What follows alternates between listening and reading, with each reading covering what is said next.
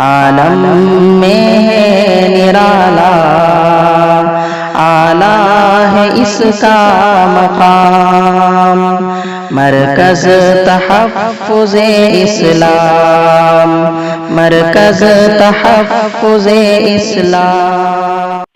بسم اللہ الرحمن الرحیم۔ الحمد للہ نحمده ونستعینه ونستغفره ونؤمن به ونتوکل علیہ ونعوذ باللہ من شرور انفسنا ومن سیئات اعمالنا، من يهده الله فلا مضل له ومن يضلله فلا هادي له، ونشهد ان لا اله الا الله وحده لا شريك له، ونشهد ان سيدنا ومولانا محمدا عبده ورسوله، اما بعد، اعوذ باللہ من الشیطان الرجیم، بسم اللہ الرحمن الرحیم۔ اهدنا الصراط المستقیم، صراط الذین انعمت علیہم غیر المغضوب علیہم ولا الضالین۔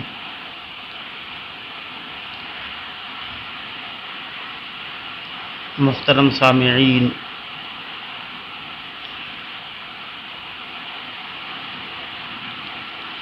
اور میرے عزیزوں دوستوں، یہ پروگرام جس کو آپ حضرات آن لائن سماعت فرما رہے ہیں،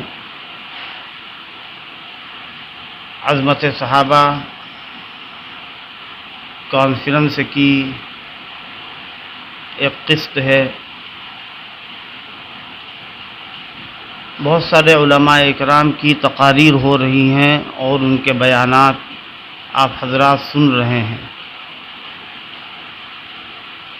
اللہ تعالیٰ نے جن کو اس محنت اور اس کوشش کی توفیق عطا فرمائی، وہ بڑے قابل مبارکباد ہیں۔ اللہ تعالیٰ ان کے اس عمل کو اور اس خدمت کو قبول فرمائے اور ان کو جزائے خیر عطا فرمائے۔ یہ عنوان جو عظمت صحابہ کا ہے، ایسا بنیادی اور اتنا وسیع عنوان ہے، بلکہ یوں کہنا چاہیے موجودہ حالات کے پیش نظر اس بات کا شدید تقاضا ہے کہ ملک اور بیرون ملک پوری دنیا میں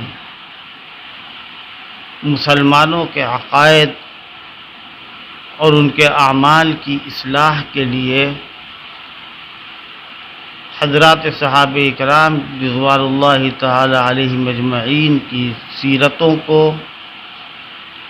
اور ان کی زندگی کے حالات کو زیادہ سے زیادہ بیان کرنا چاہیے، اور صحابہ اکرام کی زندگیوں سے ہمیں چاہیے کہ ہم اپنی اصلاح کریں۔ اللہ تبارک و تعالیٰ اب دنیا کے اندر کوئی نبی بھیجے گا نہیں، کوئی کتاب نازل نہیں ہوگی، کوئی وحی نہیں آئے گی۔ پروردگار عالم نے پوری انسانیت کے اوپر اور سارے لوگوں کے اوپر اپنی نعمت کو مکمل اور کامل کر دیا ہے۔ اللہ تعالیٰ کی بہت ساری نعمتیں ہیں، اور ان ساری نعمتوں میں سب سے بڑی نعمت جو ہے وہ ہدایت اور صراط مستقیم کی ہے۔ اس سے بڑی کوئی نعمت نہیں ہے، جس کے لیے حضرات انبیاء علیہم السلام دنیا میں تشریف لاتے رہے، پیغمبروں کی بعثت ہوتی رہی، آخری پیغمبر ہمارے آقا حضرت رسول اللہ صلی اللہ تعالی علیہ وسلم کی بعثت قیامت تک کے لیے ہوئی۔ آپ کو جو شریعت دی گئی ہے وہ شریعت نافذ رہے گی، باقی رہے گی قیامت تک کے لیے۔ قرآن مجید کے اندر اللہ تعالیٰ اس کا وعدہ فرماتا ہے، الیوم اکملت لکم دینکم واتممت علیکم نعمتی ورضیت لکم الاسلام دینا۔ اللہ کہتا ہے کہ میں نے تمہارے لیے دین کو مکمل کر دیا، نعمت پوری کر دی، اور جو دین، جو طریقہ، جو شریعت، جو اصول، جو نظام متعین کر دیا اس کا نام ہے اسلام۔ یہ اسلام آخری مذہب ہے۔ اب اللہ کے رسول صلی اللہ تعالی علیہ وسلم کے بعد کوئی نیا دین آنے والا نہیں۔ اس کے لیے اللہ تعالیٰ کی طرف سے انتظام ہوا، اور وہ انتظام ایک ایسے گروہ، ایک ایسی جماعت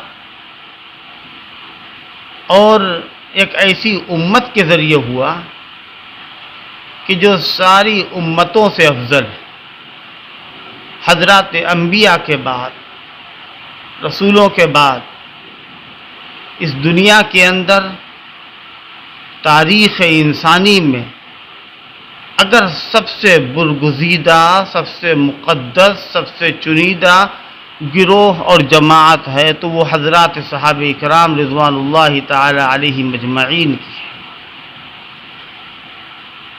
اللہ تبارک و تعالی نے صحابہ کرام کو اتنا لائق بنایا تھا، اتنا فائق بنایا تھا، اور ایسا ان کو معیار عطا فرمایا تھا کہ اب پوری دنیا کے لیے، چاہے وہ کسی بھی قوم سے تعلق رکھنے والے لوگ ہوں، یہودی ہوں، نصرانی ہوں، مجوسی ہوں، مشرک ہوں، کسی بھی ملک سے تعلق رکھتے ہوں، کسی بھی دین سے تعلق رکھتے ہوں، اللہ فرماتا ہے کہ اب ان کے لیے صحابہ کا ایمان معیار ہے،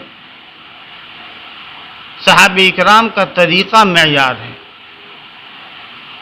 اللہ کے پیغمبر حضرت رسول اللہ صلی اللہ تعالی علیہ وسلم نے جن لوگوں کی تربیت فرمائی اور جن کا تزکیہ فرمایا، ظاہر سی بات ہے وہ ایسی تربیت اور ایسی اصلاح تھی کہ اللہ کے آخری پیغمبر سے زیادہ بڑا پیغمبر اور آپ کی تعلیم سے زیادہ ہماگیر تعلیم دنیا میں نہ کسی کی ہوئی ہے نہ ہو سکتی ہے۔ اللہ تبارک و تعالی نے آپ کو ایسا معلم، مبلغ، مصلح، مزکی اور مرشد بنا کر کے بھیجا تھا کہ جس کے نتیجے میں آپ کے زمانے میں ایک ایسی جماعت تیار ہوئی کہ جو خدا تعالیٰ کے نزدیک پسندیدہ تھی۔ قرآن پاک ان کی تعریف سے، ان کے کمالات سے، ان کے اوصاف سے بھرا ہوا ہے، جگہ جگہ پر دیکھیے۔ یہ جلسے یا بعد میں آنے والا کوئی بھی مسلمان صحابہ کرام کی تعریف کرتے کرتے تھک جائے اور اپنی پوری عمر صرف کر دے، اس کے بعد بھی اس کا حق ادا نہیں ہو سکتا ہے۔ کیوں؟ اس لیے کہ صحابہ کے ذریعے سے ایک امتی کو ایمان ملا، ہدایت ملی، صراط مستقیم پر چلنے کی اس کو توفیق ہوئی۔ تو یہ بیان اور ان جیسے جتنے بھی بیانات ہیں وہ بے مقصد اور بے معنی نہیں ہیں، فضول نہیں ہیں، بلکہ اس لیے ہے کہ مسلمان صحابہ اکرام کے مقام اور مرتبے کو سمجھے، پہچانے۔ اللہ کے رسول صلی اللہ تعالی علیہ وسلم نے ارشاد فرمایا کہ دیکھو سب سے بہترین زمانہ میرا زمانہ، خیر القرون قرنی، میرے زمانے سے جو متصل زمانہ ہوگا اس کے بعد اس کا درجہ ہے۔ تو معلوم یہ ہوا کہ سب سے بہترین زمانہ رسول اللہ صلی اللہ تعالی علیہ وسلم کا زمانہ ہے۔ اللہ تبارک و تعالی نے صحابہ اکرام کو حفاظت دین کا ذریعہ بنایا، حفاظت قرآن کا ذریعہ بنایا، اشاعت دین اور اشاعت قرآن اور اشاعت حدیث کا ذریعہ بنایا۔ معمولی بات نہیں ہے، اگر صحابہ اکرام کے اوپر کوئی انگلی اٹھتی ہے یا دل کے اندر بدظنی پیدا ہوتی ہے، کسی کا دل میلا ہوتا ہے، برا ہوتا ہے، تو میں یہ سمجھتا ہوں کہ اس کا دل صحابہ سے میلا نہیں ہے بلکہ اس کا دل اسلام سے میلا ہے، اس کا دل رسول سے میلا ہے۔ جو صحابہ اکرام کی بزرگی اور تقدس کو نہیں مانے گا اس کے دل کے اندر اسلام اور پیغمبر اسلام کا تقدس نہیں ہوگا۔ کیوں؟ اس لیے کہ صحابہ اکرام کو اللہ تعالیٰ نے واسطہ بنایا ہے دین کا، قرآن کا، حدیث کا۔ آج کوئی بھی حافظ قرآن اگر قرآن پڑھتا ہے اور صحیح پڑھتا ہے تو یہ صحابہ اکرام رضوان اللہ تعالی علیہم اجمعین کا فیض ہے، ان کا صدقہ ہے۔ اگر آج ہمارے پاس علم حدیث ہے اور صحیح روایتیں ہیں تو صحابہ اکرام کا صدقہ اور ان کا فیض ہے۔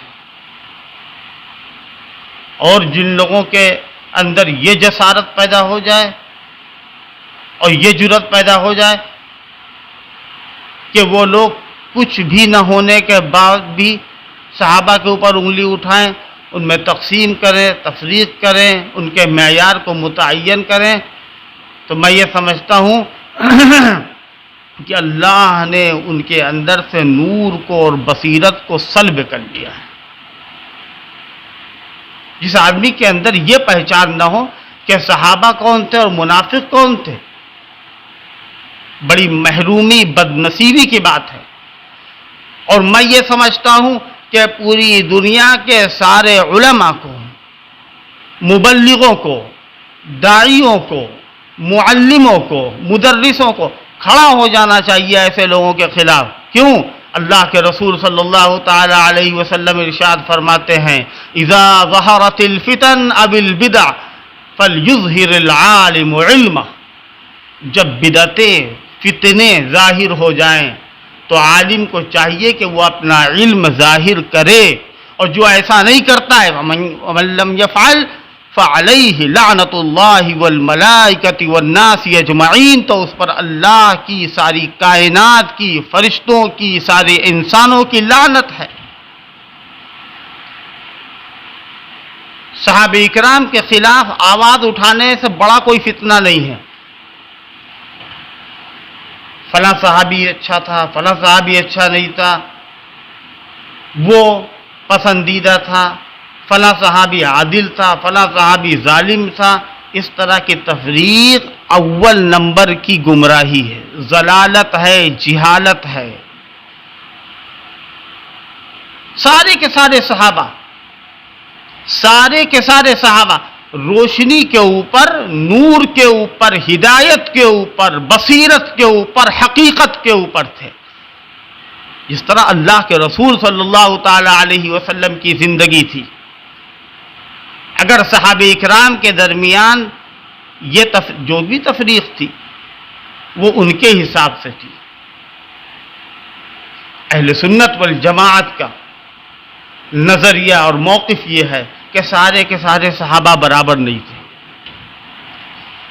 مرتبے میں نہیں برابر تھے، فضیلت میں نہیں برابر تھے۔ ایک صحابی دوسرے صحابی کے مقابلے میں اعلیٰ تھا، ایک صحابی دوسرے صحابی کے مقابلے میں ادنا تھا۔ یہ ایک الگ بات ہے۔ حضرت صدیق اکبر کا مقام سب سے بلند تھا، سارے صحابہ میں خلفائے راشدین سب سے افضل ہیں، پھر عشرہ مبشرہ، اصحاب بدر، اصحاب بیعت رضوان، فتح مکہ سے پہلے ایمان لانے والے، فتح مکہ کے بعد ایمان لانے والے، قرآن نے اس کا فرق بیان کیا ہے۔ فرمایا لا یستوی منکم من انفق من قبل الفتح وقاتل اولئک اعظم درجۃ من الذین انفقوا من بعد وقاتلوا۔ فرمایا کہ تم میں سے وہ برابر نہیں ہیں جو پہلے ایمان لائے تھے، جنہوں نے خرچ کیا تھا، اور جو بعد میں ایمان لائے ان کے مقابلے میں پہلے والے بڑے ہیں، تو ان کے مقابلے میں وہ بڑے تھے۔ صحابہ کے مقابلے میں ادنا تھے، ایک صحابی دوسرے صحابی کے مقابلے میں ادنا تھا، جیسے ایک پیغمبر دوسرے پیغمبر کے مقابلے میں اعلیٰ اور ادنا ہوتا ہے۔ لیکن آگے اللہ نے قیامت تک کے لیے تمام کلمہ پڑھنے والوں کے لیے، اللہ پر ایمان لانے والوں کے لیے جو عقیدہ پیش کیا، جو فیصلہ فرمایا، وَكُلًّا وَعَدَ اللَّهُ الْحُسْنَى، اللہ نے ان سب سے وعدہ کیا، جنت کا کیا ہے، جنہوں نے حضرت پیغمبر اسلام محمد الرسول اللہ صلی اللہ تعالی علیہ وسلم پر جو ایمان لیا ہے، جنہوں نے نماز پڑھ لی، جنہوں نے روزہ رکھ لیا، جنہوں نے نیکی کر لی، جنہوں نے پیغمبر پر اپنی ایک نظر ڈال دی، جس کو ملاقات کا شرف حاصل ہو گیا، بس وہ صحابی ہے۔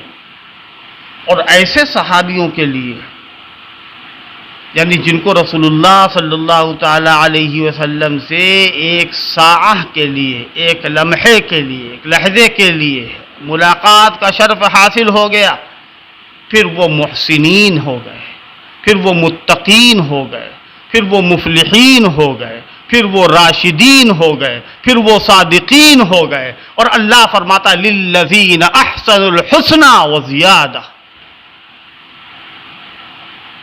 نیکی کرنے والوں کے لیے اللہ کی طرف سے جنت کا وعدہ ہے، ان کے لیے اللہ نے بالکل صاف اعلان کر دیا، دنیا میں کسی کے لیے نہیں کیا ہے، رضی اللہ عنہم ورضوا عنہ۔ کسی بھی مسلمان کی یہ حیثیت نہیں ہے بعد والوں میں، صحابہ کے بعد، چاہے وہ تابعی ہو، تبع تابعی ہو، بڑا سا بڑا فقہ کا امام ہو، حدیث کا بہت بڑا عالم ہو، مجتہد ہو، مفسر ہو، فقیہ ہو، کہ وہ صحابہ کرام کے اندر کسی بھی معمولی درجے کے صحابی کے اوپر انگلی اٹھائے اور ان کی شان میں تنقیص کرے، بڑی گستاخی ہوگی۔ جو عقیدہ اہل سنت کا حضرت ابو بکر صدیق کے سلسلے میں ہے وہ جنتی ہیں، اسی طرح وہی عقیدہ حضرت معاویہ کے لیے 100% حضرت علی جنتی ہیں، 100% حضرت معاویہ جنتی ہیں۔ اللہ تبارک و تعالیٰ نے جو مقام ان کا بیان کیا، اور قرآن مجید کے مطالعے سے ایک بات معلوم ہوتی ہے، اگر سب سے پہلی سورہ بقرہ پڑھی جائے تو اس میں اللہ تعالیٰ نے گروہوں کی ایک تقسیم کی ہے اور ان کا حال ذکر فرمایا ھدی للمتقین الذین یؤمنون بالغیب ویقیمون الصلاۃ ومما رزقناہم ینفقون۔ یہ صحابہ کے سلسلے میں آئے تھے، اس وقت ایمان لانے والے متقی حضرات صحابہ، ان کے تذکرے کے فوراً بعد اللہ نے کافروں کا تذکرہ کیا ہے، ان الذین کفروا سواء علیہم انذرتہم ام لم تنذرہم لا یؤمنون۔ صاف صاف کہا کہ جو کافر ہیں، اس سے وہ لوگ مراد تھے جو کھلے ہوئے مشرک تھے، کافر تھے، بت پرست تھے، غیر اللہ کی پوجا کرنے والے تھے،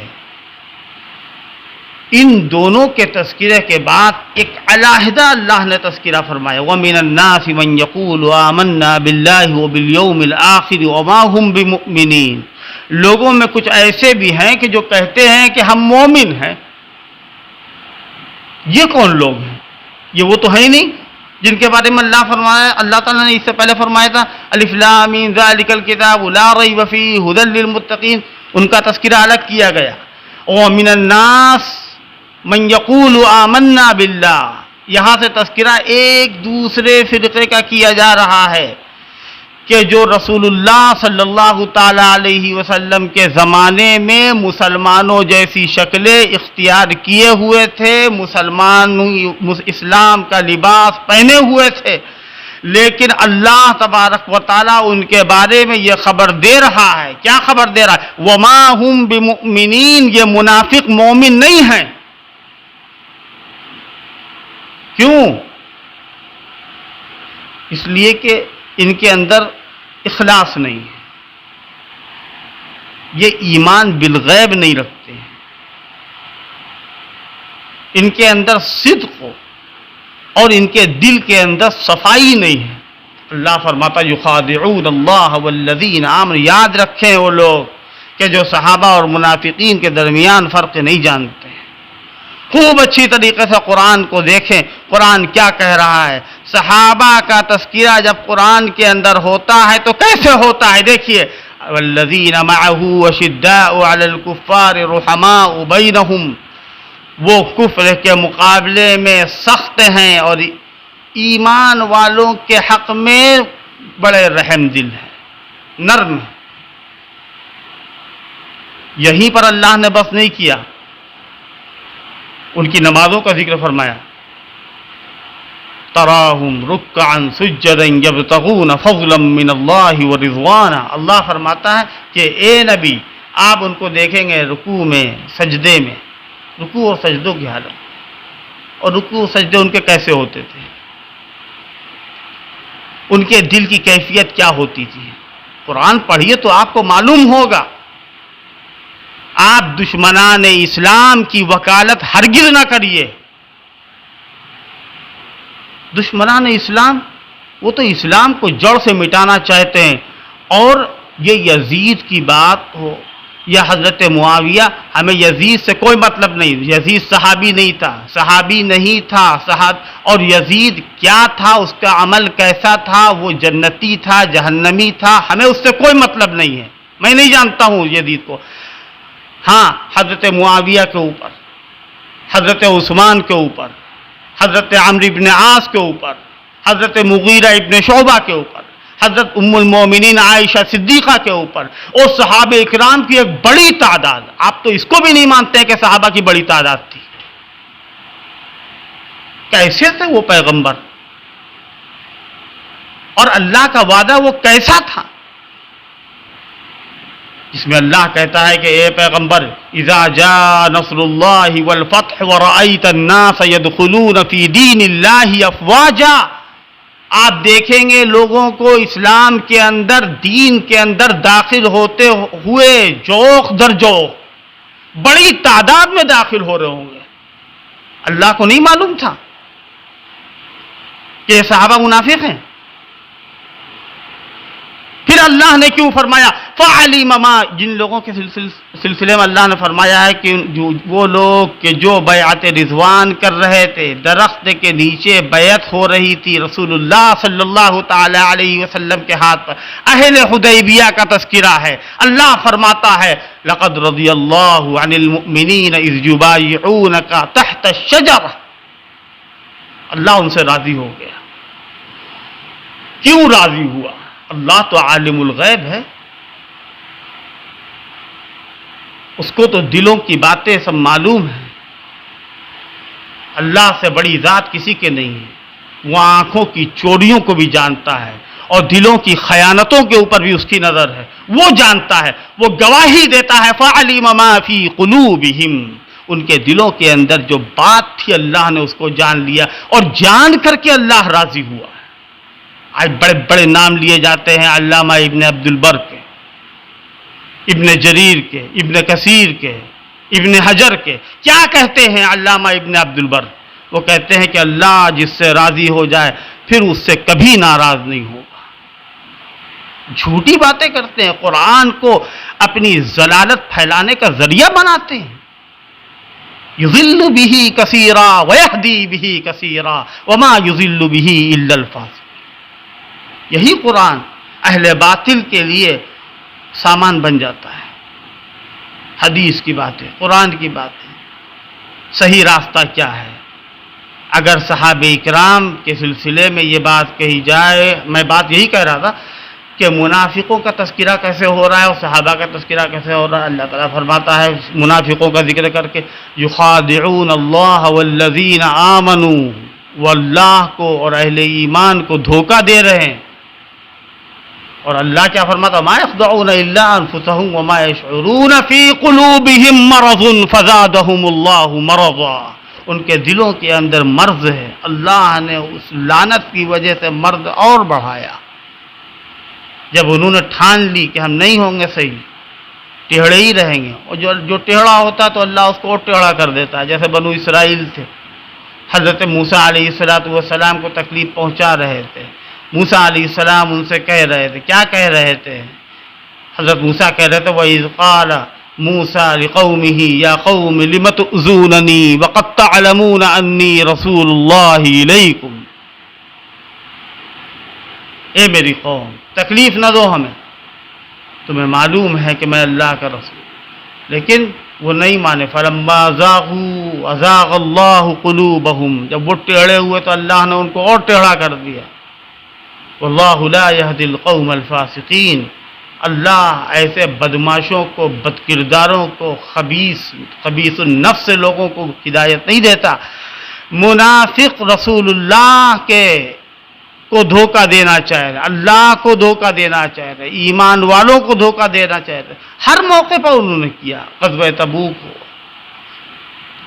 غزوہ احزاب ہو، قرآن مجید کے اندر کھلی ہوئی ساری صراحت کے ساتھ ساری باتیں موجود ہیں۔ جب منافقوں کا ذکر اس طرح ہوا، ان کی نمازوں کا اللہ ذکر کرتا ہے، وَإِذَا قَامُوا إِلَى الصَّلَاةِ قَامُوا كُسَالَىٰ يُرَاءُونَ النَّاسَ وَلَا يَذْكُرُونَ اللَّهَ إِلَّا قَلِيلًا۔ جب وہ نماز کے لیے آتے ہیں تو بس تکلف کے ساتھ، تصنع کے ساتھ، سستی کے ساتھ، بے رغبتی، بے توجہی کے ساتھ، یہ منافقوں کا تذکرہ ہے۔ اور اللہ نے صحابہ کی نمازوں کا ذکر کرتے ہوئے کیا فرمایا؟ یبتغون فضلا من اللہ ورضوانا سیماہم فی وجوہہم من اثر السجود۔ اللہ نے ان کے چہروں کو منور کر دیا تھا، اور وہ قیامت میں بھی چمکیں گے۔ اس کی تو دعا مانگی تھی صحابہ نے، صحابہ کرام نے دنیا کے اندر اس کی دعا مانگی تھی، اور اللہ پاک نے ان کی دعا کو قبول کیا۔ اس سے یہ بات بھی معلوم ہوتی ہے کہ صحابہ مستجاب الدعوات تھے۔ اس کی مثال میں دے رہا ہوں۔ اللہ تبارک و تعالیٰ نے اہل ایمان کی باتوں کو بیان کرتے ہوئے فرمایا سورہ آل عمران میں، ربنا وآتنا ما وعدتنا على رسلك ولا تخزنا يوم القیامہ۔ اہل ایمان کہتے ہیں، صحابہ کہتے ہیں کہ اے اللہ، آپ ہم کو قیامت کے دن رسوا نہ کریے گا، لا تخزنا یوم القیامہ، یہ صحابہ کی دعا ہے، ہم کو رسوا نہ کریے گا۔ اللہ نے دنیا ہی میں اس کا جواب دے دیا کہ تمہاری دعا قبول ہو گئی۔ اور کہاں جواب دیا؟ فرمایا یوم لا یخزی اللہ النبی والذین آمنوا معه نورهم یسعى بین ایدیہم وبایمانہم یقولون ربنا اتمم لنا نورنا واغفر لنا انک علی کل شیء قدیر۔ صحابہ کرام کا تذکرہ کرتے کرتے ہم اس کا حق ادا نہیں کر سکتے۔ مختصراً مجھے یہ کہنا ہے کہ صحابہ کرام کا ایمان دکھاوے کا ایمان نہیں تھا، صحابہ کرام کے دل کے اندر نفاق نہیں تھا۔ رسول اللہ کے زمانے میں منافق اور تھے، صحابہ اور تھے۔ منافق کے اوپر صحابہ کا اور صحابہ کے اوپر منافق کا اطلاق نہیں ہو سکتا از روئے قرآن و حدیث۔ اللہ کے رسول صلی اللہ تعالی علیہ وسلم فرماتے ہیں کہ دیکھو جو راستہ میرا ہے وہی میرے صحابہ کا راستہ ہے۔ اللہ کہتا ہے قُلْ هَٰذِهِ سَبِيلِي أَدْعُو إِلَى اللَّهِ عَلَىٰ بَصِيرَةٍ أَنَا وَمَنِ اتَّبَعَنِي۔ اے پیغمبر آپ کہہ دیجئے کہ میں سیدھے راستے پر ہوں، عَلَىٰ بَصِيرَةٍ أَنَا وَمَنِ اتَّبَعَنِي، اور میرے متبعین، پیروکار، ایمان لانے والے، ہجرت کرنے والے، جہاد کرنے والے، انفاق کرنے والے، خدمت کرنے والے اللہ کے راستے میں۔ تو اللہ تبارک و تعالی نے ان کے اوپر یہ انعام فرمایا کہ ان کو جو دولت عطا فرمائی وہ دنیا کے اندر کسی کو دولت نہیں ملی۔ بڑے سے بڑا صحابی یا چھوٹے سے چھوٹا صحابی، بعد میں آنے والے بڑے سے بڑے ولی، قطب، امام، یا کہنا چاہیے اور آگے بڑھ جائیے، جماعت تابعین میں بھی جو سب سے اعلیٰ اور سب سے افضل ہو علم، تقوی اور عبادت، زہد و ورع کے اندر سب سے افضل ہو، وہ اپنے ملے ہوئے زمانے یعنی زمانہ صحابہ میں ادنا درجے کے صحابی کے برابر ہرگز ہرگز نہیں ہو سکتا۔ یہ اہل سنت والجماعت کا موقف ہی نہیں ہے بلکہ اسلامی نظریہ ہے، اسلامی نقطہ نظر ہے اور قرآنی نظریہ ہے۔ کیسے ہوتا ہے یہ؟ آج دنیا کے حریص لوگ، لالچی لوگ، دنیا کی دولت کے بھوکے لوگ، اپنے ایمان اور ضمیر کا سودا کرنے والے لوگ، اپنے دین کو بیچنے والے لوگ صحابہ کرام کے اوپر لعن طعن کر رہے ہیں، صحابہ کرام کے اوپر انگلی اٹھا رہے ہیں، اور دعویٰ یہ ہے کہ ہم اہل بیت کے ماننے والے، حضرت علی کے ماننے والے، حضرت معاویہ، حضرت حسن، حضرت حسین کے، حضرت فاطمہ کے ماننے والے۔ کیا ایسے ہی تھے حضرت علی، حضرت حسن، حضرت حسین، حضرت فاطمہ؟ ایسے ہی تھے وہ لوگ؟ اہل بیت اسی طریقے سے لعن طعن کرتے تھے؟ حضرت علی تمام کے تمام صحابہ اکرام کو مانتے تھے، حضرت ابو بکر عمر سے محبت کرتے تھے اور ان کی فضیلت کا اعتراف کرتے تھے۔ حضرت علی سے وہ روایت مروی ہے کئی سندوں سے، خیر الامت بعد نبیہا ابو بکر و عمر، امت میں سب سے افضل، سب سے اعلیٰ، سب سے اکمل، سب سے اشرف حضرت ابو بکر عمر۔ اہل بیت کے سرخیل ہیں حضرت علی، اور صحابہ اکرام میں ان کا بڑا مقام ہے، پہلے ایمان لانے والوں میں سے ہیں۔ حضرت عثمان پہلے ایمان لانے والوں میں سے ہیں، یہ سب سابقین اولین میں سے ہیں۔ ان کا طریقہ کیا تھا؟ در حقیقت جو لوگ حضرت علی کی آڑ میں، اہل بیت کی آڑ میں صحابہ کرام کو مجروح اور مطعون کرتے ہیں، میں بالکل کھل کر کے یہ بات کہہ رہا ہوں، بالکل مبنی بر حقیقت ہوگی یہ بات کہ کسی کو نہ حضرت معاویہ سے دشمنی ہے، جتنے بھی دنیا کے اندر تبرے باز ہیں، نہ ان کو حضرت علی سے محبت ہے۔ حضرت معاویہ سے نہ تو دشمنی ہے حقیقتاً اور اصلاً، نہ حضرت علی سے محبت۔ ان کا تو مین ٹارگٹ، مین نشانہ اسلام اور قرآن اور پیغمبر اسلام ہے۔ اب اس کا طریقہ یہ حربہ اختیار کیا گیا کہ ہم ڈائریکٹ قرآن کو تو میٹ نہیں سکتے اور اسلام کے اوپر حملہ نہیں کر سکتے، لہذا جو اسلام کو پہنچانے والے اس کے ناقلین اولین اور قرآن کے ناشرین اولین ہیں، ان کی ذات کو، ان کے نفوس کو اس طرح مجروح کر دو کہ اسلام کے اوپر سے اعتبار ختم ہو جائے. اور یاد رکھو اللہ کا وعدہ ہے یریدون لیطفئوا نور اللہ بافواہہم واللہ متم نورہ ولو کرہ الکافرون. لوگ چاہتے ہیں، ان کی تمنا ہے، ان کی سیاست ہے، ان کی سازش، ان کا مکر، ان کا دجل ہے کہ وہ اپنے منہ کے پھونک سے نور ایمان کو بجھا دیں. اور اللہ کہتا ہے کہ وہ اپنے نور ہدایت کو پورا کر کے رہے گا. کیوں؟ هو الذی ارسل رسولہ بالہدی ودین الحق لیظہرہ علی الدین کلہ ولو کرہ المشرکون. تو حضرت معاویہ کا تذکرہ خیر کے ساتھ کرنا چاہیے. کیوں؟ اس لیے کہ وہ کچھ بھی ہوں، صحابہ کرام کی جماعت سے ان کا تعلق تھا. اور جس طرح حضرت علی صحابی تھے، جس طرح حضرت ابو بکر عمر صحابی تھے، جس طرح تمام صحابہ صحابی، اسی طریقے سے حضرت معاویہ رضی اللہ تعالی عنہ ایک جلیل القدر صحابی، اسلام کی تاریخ ساز عبقری عظیم المرتبت شخصیت، صاحب فضائل اور مناقب صحابی حضرت معاویہ. کھول کر کے کہنا چاہیے تمام مسلمانوں کو، علماء اکرام کو، اور اس میں جھجک نہیں ہونی چاہیے. حضرت معاویہ رضی اللہ تعالی عنہ کے سلسلے میں مورخین نے بھی یہ اعتراف کیا ہے کہ وہ من احد کتاب رسول اللہ صلی اللہ علیہ وسلم، رسول اللہ صلی اللہ علیہ وسلم کے ان صحابہ میں سے تھے کہ جو کتابت وحی کرتے تھے. دنیا کے اندر اس سے بڑی کوئی امانت داری نہیں ہوگی، اس سے بڑی امانت داری کوئی نہیں ہوگی. جن کے حق میں اللہ کے پیغمبر نے دعائیں کی ہوں، جن کے اوپر بھروسہ ہو. حضرت معاویہ ایسے صحابی تھے کہ جن کو اعتماد حاصل تھا. کس کا؟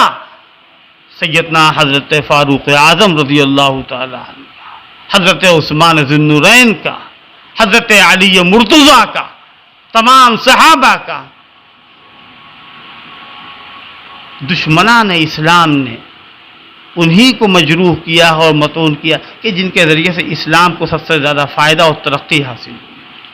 اسلام کو سب سے زیادہ اور ترقی حاصل ہوئی. جیسے حضرت عمر رضی اللہ تعالیٰ عنہ، حضرت ابو بکر، حضرت عثمان، حضرت معاویہ، جتنے اسلام کے بڑے بڑے ستون تھے. تو اسلام دشمنی کا یہ طریقہ اختیار کیا جاتا ہے. اور یہ جھوٹ ہے، غلط ہے کہ الٹی سیدھی باتیں کر کے غلط سلط روایت کا غلط مطلب لے کر کے اپنے مفاد کے لیے، اپنی غرض کو ثابت کرنے کے لیے، اپنا مطلب نکالنے کے لیے ایمان کا سودا کرنا، ایمان اپنے ضمیر کو بیچنا، دنیا کے اندر اس سے بڑی کوئی بے ایمانی، بے وفائی اور غداری نہیں ہو سکتی ہے. اور حضرت معاویہ کے اوپر یہ کہنا کہ وہ غلط تھے اور ان کے دل مریض تھے، نعوذ باللہ ثم نعوذ باللہ وہ منافق تھے، ایسا کہنے والا خود منافق ہے. میں نہیں کہہ رہا ہوں، قرآن کہہ رہا ہے. جب انہوں نے کہا تھا نؤمن کما آمن السفہاء، اللہ کہتا لا انہم هم السفہاء ولکن لا یعلمون. جو صحابہ کو برا کہے گا اللہ نے ان کا دفاع کر دیا ہے. اللہ تبارک و تعالیٰ نے ان کے صدق دلی کی، ان کے اخلاص کی، ان کی للہیت کی، ان کے تقوی اور پرہیزگاری اور ان کی پاک دامنی اور ان کی پاک بازی کا ذکر بار بار کیا ہے اور تفصیل کے ساتھ کیا ہے تاکہ بعد میں آنے والوں کو کسی طرح کی سوء ظنی نہ ہونے پائے. اگر ہمیں اسلام پر چلنا ہے، اگر ہمیں وہ طریقہ اختیار کرنا. میں نے آیت کریمہ قرآن مجید کی پڑھی تھی، اہدنا الصراط المستقیم، اے اللہ ہم کو سیدھا راستہ دکھا دے. یہ سیدھا راستہ کس کا ہوگا؟ کون سا ہوگا؟ صراط الذین انعمت علیہم، ان کا راستہ کہ جن پر تو نے انعام کیا. اللہ کے وہ بندے کہ جو منعم علیہم، الذین انعمت علیہم، منعم علیہم کا راستہ دکھا رہے۔ یہ منعم علیہم کون لوگ ہیں؟ ان کو کہاں تلاش کیا جائے؟ ان کا راستہ کہاں ڈھونڈا جائے؟ یہ کون لوگ ہیں؟ قرآن مجید کی اس آیت کے اندر اس کو نہیں بیان کیا گیا ہے۔ اسی آیت کی تفسیر ایک دوسری آیت کے دیکھنے کے بعد ملتی ہے۔ اللہ فرماتا اولئک الذین انعم اللہ علیہم من النبیین والصدیقین والشہداء والصالحین وحسن اولئک رفیقا۔ وہ نبیین ہیں، وہ صدیقین ہیں، وہ شہداء و صالحین ہیں۔ ان کا راستہ اے اللہ تو ہم کو دکھا دے۔ تو معلوم یہ ہوا کہ حضرات انبیاء، حضرات صحابہ اور ان میں جو شہداء ہیں، ان میں جو صالحین ہیں، وہ سب کے سب ایسے ہیں کہ جن کے طریقے پر، جن کے راستے پر ہر مسلمان کی چلنے کی تمنا ہونی چاہیے۔ میں شکر گزار ہوں جن لوگوں نے یہ جلسہ کیا ہے، مرکز تحفظ اسلام ہند، یہ سلسلہ اللہ تبارک و تعالی آئندہ بھی قائم فرمائے۔ عالم میں ہے نرالا، اعلیٰ ہے اس کا مقام۔ عالم میں ہے نرالا، اعلیٰ ہے اس کا مقام۔ مرکز تحفظ اسلام، مرکز تحفظ اسلام۔